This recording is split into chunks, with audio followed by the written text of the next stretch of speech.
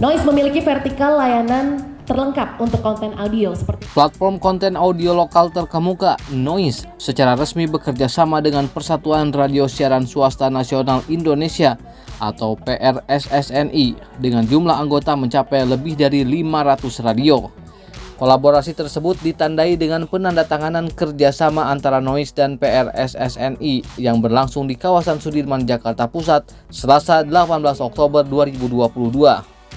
Menurut co-founder dan CBO Noise, Nike Sasmaya, nantinya para radio yang tergabung dalam PRSSNI akan menyiarkan program streaming dan Noise akan memberikan dukungan untuk memulai transformasi bisnis ke ranah digital.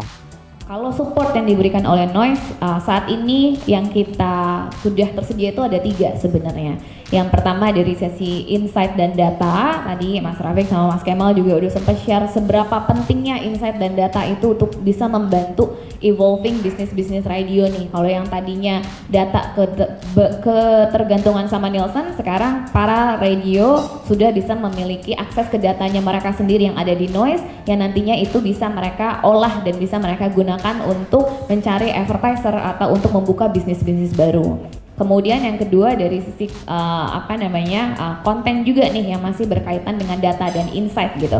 Noise ini meskipun sekarang kita audio platform, tentunya kita punya multi vertical yang sebenarnya radio tuh udah punya semua konten-konten yang ada di kita gitu.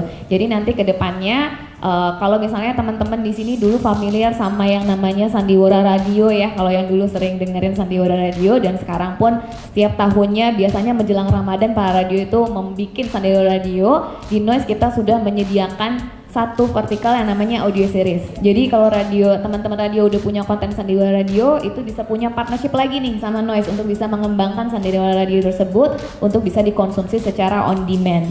Kemudian dari sisi teknologi nih, tentunya ada banyak yang pastinya kita akan eksplor terus ke depannya.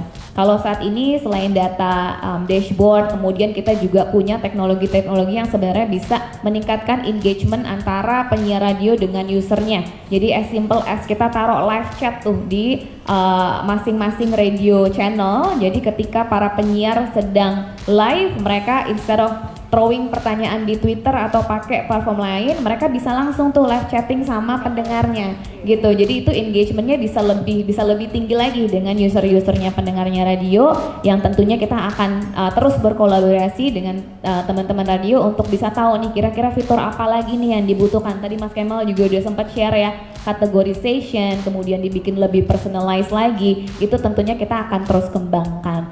Nah yang ketiga nih yang paling penting, karena again tadi Mas Rafiq juga bilang radio ini adalah radio swasta bukan RRI ya, pasti monetisasi ini menjadi salah satu hal yang sangat-sangat penting.